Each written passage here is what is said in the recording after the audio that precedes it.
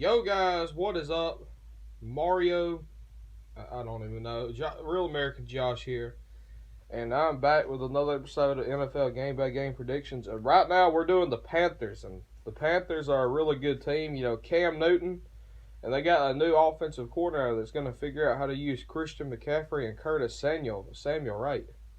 You know, obviously Jonathan Stewart no longer there. He's now with the Giants, but the Panthers will still be able to get it done on the ground, and I truly believe that.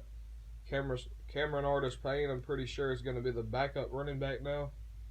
I'm not completely sure, but I'm not even sure if he's still on the team, but if he is, then Cameron Artis-Payne's a really talented running back, and he can get the job done. But obviously, tight end Greg Olson's still there, number one pass catcher.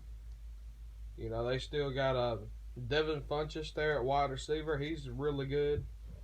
But the Panthers, they got plenty of weapons to get the job done, you know. I really believe that. And on defense, the Panthers still boast a really good defense. So the Panthers will get the job done. The Panthers can do it. So the Panthers start off the season at home, week 1 against the Cowboys, with a 35-17 victory. However, week 2 at the Atlanta Falcons, it's a 28-24 loss for the Panthers. So, if you look at that, the Panthers have the best they can do is split with the Falcons now. However, the next week at home, the next 2 weeks are easy games. At home against the Bengals, a 23-10 victory, and at home against the Giants, 24-17 victory. So, closer wins than they really would like. And then on the road at the Redskins, it's a 24-20 victory, but a 3-1 start nonetheless. But their only loss was to a good team. Then they go on the road and play the Eagles, and it's a 31-10 loss to the Eagles. So now they're sitting at 4-2 on the season. However, they follow that up with a 26-17 win at home against the Ravens and a 38-20 victory at home against the Buccaneers. So 2 back-to-back pretty easy wins. But then on the road at the Steelers, the Panthers just can't do enough to stop the Steelers' offense. 24-21 loss to the Steelers.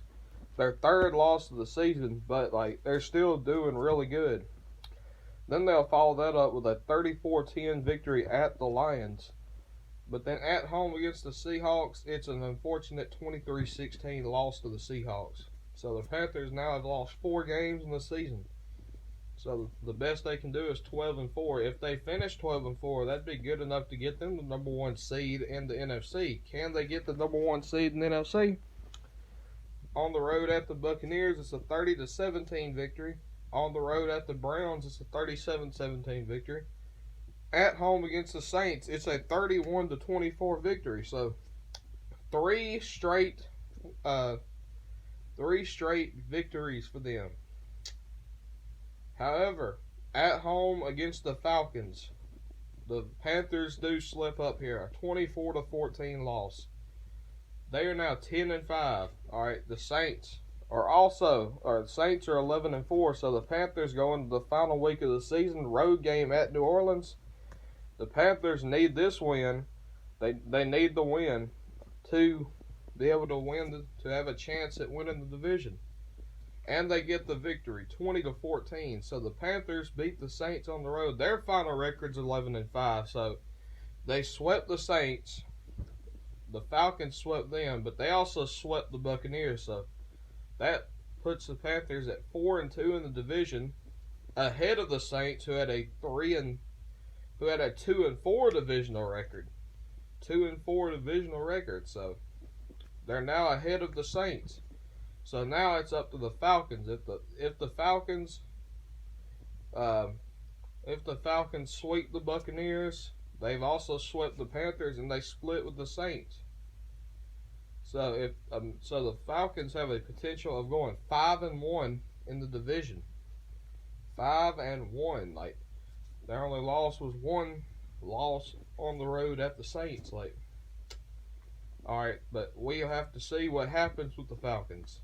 All right, guys, that's going to wrap it up. Real American Josh out. Peace.